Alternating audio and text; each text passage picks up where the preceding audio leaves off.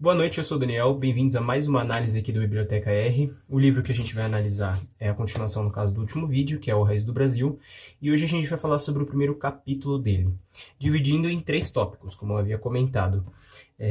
O tópico Sociedade, Brasil especificamente, e religião e como ela influencia tudo isso. Antes de tudo, deixa o like no vídeo, se inscreve no canal para continuar recebendo esse tipo de conteúdo, e aproveita. Falando sobre o tópico sociedade, especificamente. No primeiro capítulo, quando a gente fala sobre sociedade, o Sérgio Buarque de Holanda, ele deixa alguns pontos bem claros, relacionados a molde, a forma de enxergar o trabalho e coisas do tipo. Ele fala muito sobre dominância também, sobre como um povo se comporta quando ele é submisso a uma classe ou a um grupo de pessoas pequeno. Por exemplo, ele fala sobre como uma sociedade formada por barões que governam pessoas submissas muitas vezes não pode ser quebrada por essas pessoas que são submissas. Ou seja, para esse tipo de modelo ser desconstruído, ele necessita de uma influência externa, de um incentivo externo.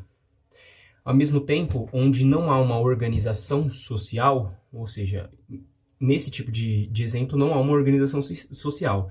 E onde não há uma organização social, o trabalho ele é totalmente desvalorizado. O que quer dizer que onde há uma organização social, o trabalho ele é voluntário e desinteressado, o que consequentemente torna ele valorizado. Onde a cultura do trabalho, ele fala muito sobre essa parte da cultura do trabalho, e a cultura do trabalho para ele depende da ordem social, mas também depende da tranquilidade. E esses dois fatores dependem da cultura do trabalho, que é o quê? É a excelência, é a forma como você faz as coisas. Uma coisa que é muito comum de muitas pessoas é o quê? Fazer o menor trabalho para ter o maior resultado. E não é essa cultura que seria pregada na suposta sociedade ideal descrita por ele, que seria onde o trabalho ele é feito para atingir a excelência. Ou seja, tudo que você vai fazer, você não vai fazer pensando só no resultado, ou seja, naquilo que vai trazer benefício para você, mas no produto final daquele trabalho ser o melhor que ele pode ser. Entende? Agora, sobre a construção de uma cultura.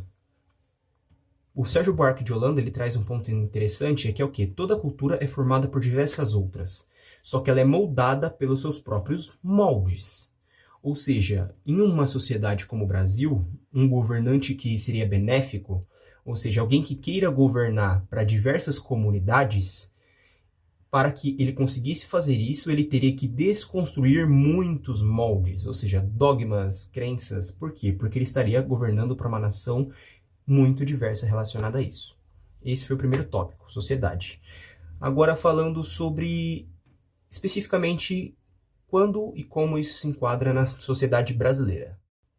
Uma descrição muito interessante, no caso que o Sérgio Buarque de Holanda faz no livro dele, é quando ele fala que por sermos um povo muito diverso, ou seja, para o Brasil ele ser composto por diversas culturas, diversos povos, diversas nações, a gente passa por um fenômeno que é, como ele próprio diz, entre aspas, somos desterrados em nossa própria terra.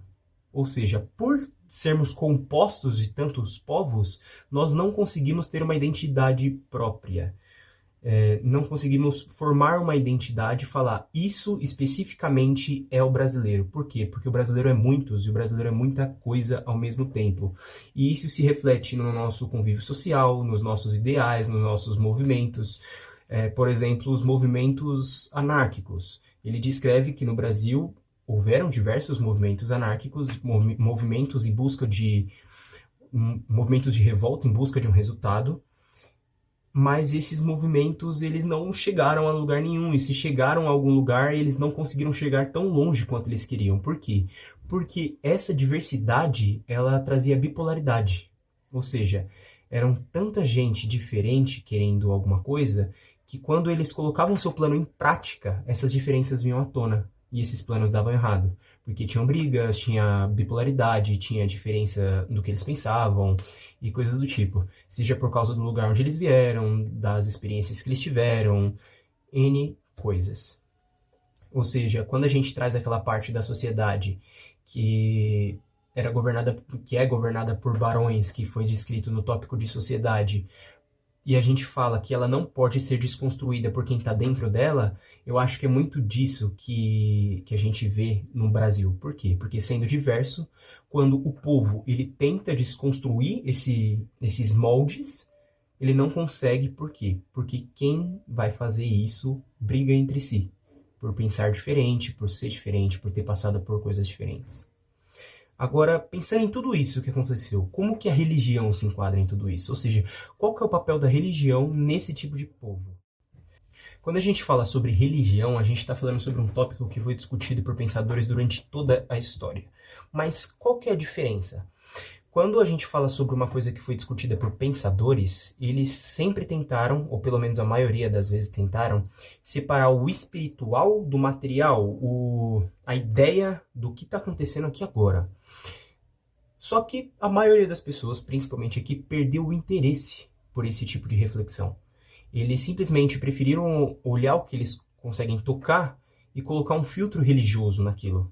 Ou seja, qualquer coisa que possa acontecer tem um porquê religioso, independente do que aconteça, a maioria das vezes. Pensando no quê? Pensando em um comportamento geral. Falando sobre como a maioria das pessoas pensam quando a gente fala sobre religião. E a falta de interesse por esse tipo de reflexão sobre onde está a divisa entre o espiritual e o material tornou esse tipo de pesquisa uma paixão, entre aspas, uma paixão de professores. Ou seja, só reflete sobre isso quem vê a importância de refletir sobre isso. Quem vê a importância de se perguntar onde acaba o espiritual e começa o material e onde acaba o material e começa o espiritual. Por isso que ele diz que virou uma paixão de professores. Porque só quem vê essa importância que percebe que uma obediência que é direcionada só para disciplina torna a vida sem sentido, basicamente. Faz com que a pessoa perca a noção das coisas. Ou seja, quando eu não faço pelo motivo certo, quando eu faço só por fazer, o que eu estou fazendo perde o sentido. E se eu coloco todo o sentido da minha vida naquilo, a minha vida perde o sentido. E é isso, eu acho que foi uma boa análise, uma análise descritiva o suficiente do primeiro capítulo do Raízes do Brasil. Eu vou fazer mais vídeos, vou fazer uma playlist falando especificamente de cada capítulo. Esse foi o capítulo introdutório. Eu espero que vocês gostem, deixe o like de vocês. O link do livro vai estar na descrição do vídeo, se você se interessar em comprar, para ver como que é, para ler, para tentar entender, e para ter uma interpretação diferente da minha, inclusive. E se inscreva no canal e continue acompanhando ao longo das semanas.